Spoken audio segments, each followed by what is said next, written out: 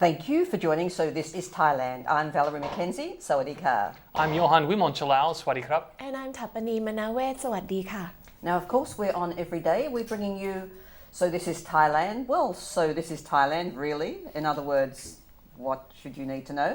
We're also bringing you stories and updates of the news, and also bringing you people on a regular basis that may have an impact on your life or may actually help you in understanding more about the country and what it has to offer. Talking about what countries have to offer, I was talking to somebody yesterday from the States, and we were talking about the September 11th scenario some 11 years ago. And one thing that it did give us, which we didn't discuss yesterday, was fear. I know that in the States, for example, for almost a year following the September 11th, on the television there were the red lights, the yellow lights, the green lights. I think it was red, orange, yellow, green. So that for a long, long time, we're on high alert. And I think it also put the fear of us into travelling and into many things we do. We actually looked at people as to they were the guilty party. So a lot has changed. Hopefully now we look at everybody as an equal, but in reality, it did change the whole look of the world, even more than what we talked about yesterday. Oh, absolutely. And it wasn't just the airline industry which got revolutionized because of that, catastrophic event. Look at any types of, not just transportation, but just our daily lives. Look at the security at buildings, roadways, much more controlled, much more strict and followed. True. I mean, even on the BTS and the MRT, or actually the MRT, we have those scanners detecting for bombs and things like that. And also, I remember you used to be able to take all sorts of stuff on the plane and liquids in, whatever quantities that you wanted, and now you can't do that anymore. Not now, not now. This is probably how the duty-free stores are making their money. And what about King Power and the huge amount they've paid to get the contract at Dongmueang? That's a subject for another day. We'll try and get Kun Wichai to talk to us about that. But let's talk about other talk of the town. Johan? Well, on Talk of the Town, for those of you who have not been in Thailand for that long, there is something called the Red Line, which you can guess is another extension to the rail projects here in Thailand. Unfortunately, it seems to be cursed because only 2 days after the winning bid was submitted, the government is considering canceling the project once again. So you're looking at the main reason being the government claimed that, this extension, which was supposed to begin construction around 2014, would actually overlap another high-speed rail which is going to connect Don Airport and Payatai Station, much how you have the Makasan and Suvarnabhumi. So, this project was actually started and stopped several other times in the past. It just doesn't seem they can get off the ground. It seems to be cursed, as you said. If for those of you that have been here a long time, it actually started off as an above rail link called the Hopewell Project with the guy from Hong Kong called Gordon Wu, who's since passed on.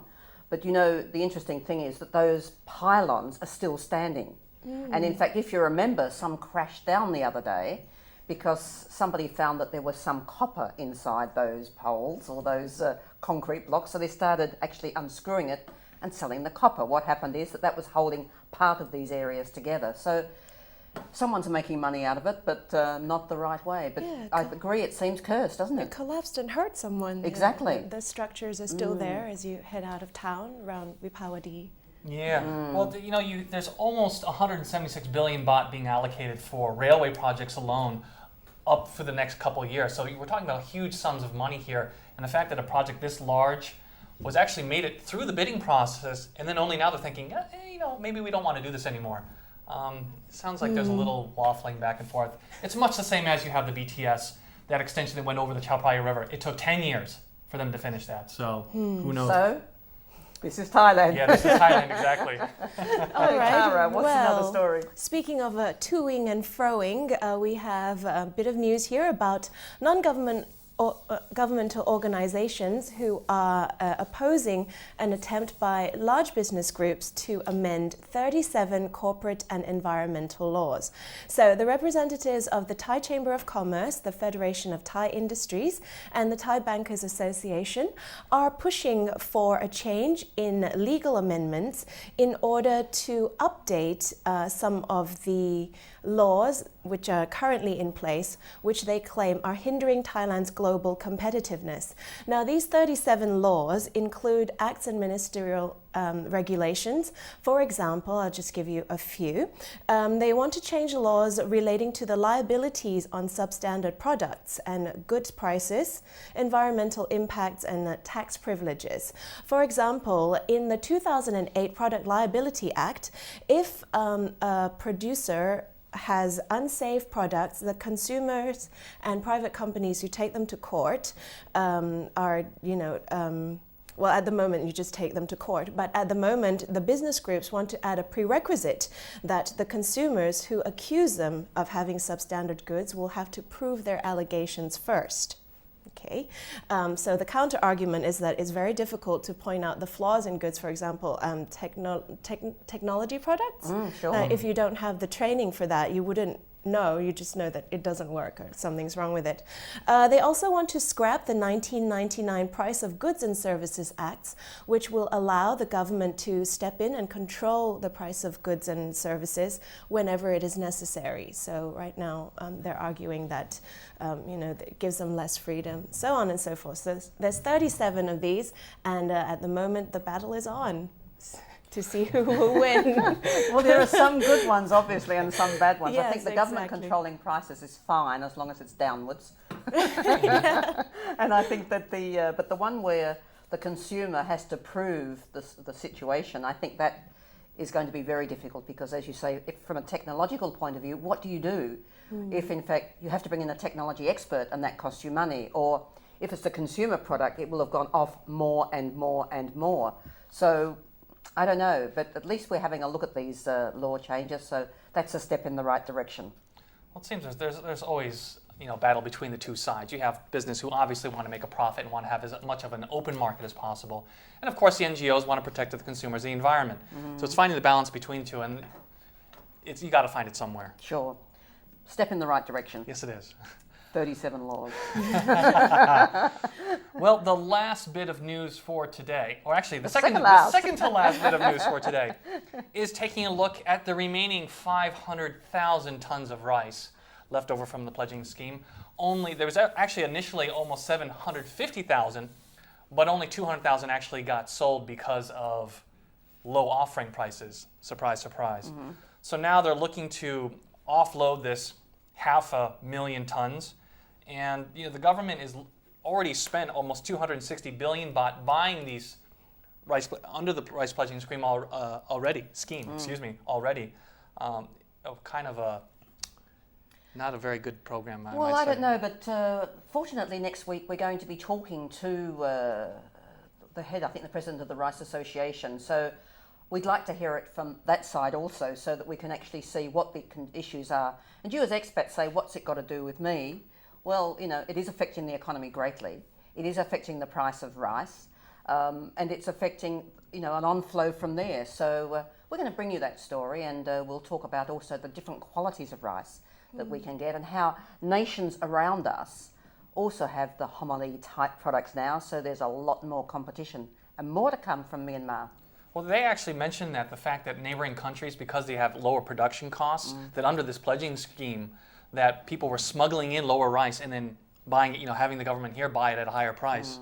Our problem here is that we only do, on average, 2 harvests a year. Whereas if we actually look at Vietnam, and I guess the same in Myanmar, although I can't clarify that, but certainly with Vietnam, they have 3 and 4, sometimes 5.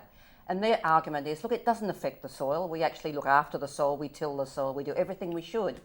So, obviously the numbers are going to increase of the rice product coming out of Vietnam, probably 3-fold when we only have 2 harvests a year. And the quality is at all different levels again. So we're going to be going head to head with our neighbour. They say, competition's a great thing, but we don't feel that way at the moment. Not if you're losing. Not if we're losing. It's always great if you win. One last thing before I pass over to the last story of Tara. It's kind of funny because, there's always the blame game that's being played. They're blaming the millers, authorities, politicians, and the farmers for corruption under the scheme. Now, Anyone left? I think the only person who's left under that is the consumers. The consumer. So You're to What blame. can we say? Yeah, we're not buying enough rice. Well, there's all sorts of checks and balances, right? And the people who are buying it, and then the authorities who are overseeing the whole. And if everyone is in cahoots with each other, then yeah, the consumer is the one that ends up, and the taxpayers, of course, Yes. end up paying the price in Always. the end. All right, well, on to the last story today. And in the wake of many, many floods around the country, the Airports of Thailand, or AOT president, has come out to assure travelers and communities around Suvarnabhumi International Airport that the airport will not be affected by the flood this year. Well, here's hoping. They say that they've spent 4 million baht in consultation fees and studies, which have confirmed that the amount of water just north of Suvarnabhumi from Rangsit to Lat Krabang area remains manageable. And they've installed water pumps in the south of the airport, which will drain 30 million cubic meters of water per day outwards. They also added that Samut Prakan province and Lat Krabang district will be coordinating all of their efforts to allow the water to run off quickly and flow into the nearby sluice gates so that the airport will remain protected throughout all of this. The big question will be, can we get to the airport? Exactly. You know, that's also the issue too. But I think it's good news for the airport. It's also, I think it's a story we have to follow on a regular basis. As you know, that let's call it the federal government, the Pheu Thai party, and the Bangkok administration are having some points of view at the moment, different points of view, that if the gates are open and all the water goes into Bangkok, then that's going to be a huge problem for Bangkok, and the water shouldn't come into Bangkok. Now, for someone that lives sometimes out of Bangkok, I think we should all share the load. And, you know, I don't know that it's very natural to actually stop the natural flow of water if you're going to flood another area. And I think this is a lot of complaints of the Thais last time. So I think that hopefully we won't have flooding, but we keep talking about it because it is high on the agenda and it is something that we have to be very mindful of. So Suvarnabhumi, well done, but maybe from Rangsit you can't get there. Well, Yeah. if you look at the topography of the region, you know, you'll notice that the airport was really built in a flood basin. In where a swamp. Yeah, Swamp, where the water exactly. would naturally be able to flow down to the ocean. So when they really put a lot of concrete down, obviously built the nice highways there, it really stopped that natural flow. So they're really having to come up with some very creative ways of rediverting that water to get around that huge place. And of course we haven't touched on Dom Muang, which is open again. That flooded last year. So low cost carriage, you might be very, very low and you mightn't be getting in there this year. But anyway, let's see how we go. Moving right along, we're going to go to the break. And when we come back, I'm going to share an interview with you that I had with famous chef from Thailand, Ian Kittichai. He's quite a star, and I think you'll be interested in the sort of work that he's doing both here and overseas. Got some great restaurants here, but some even greater restaurants, or equally as great, in New York. Stay tuned.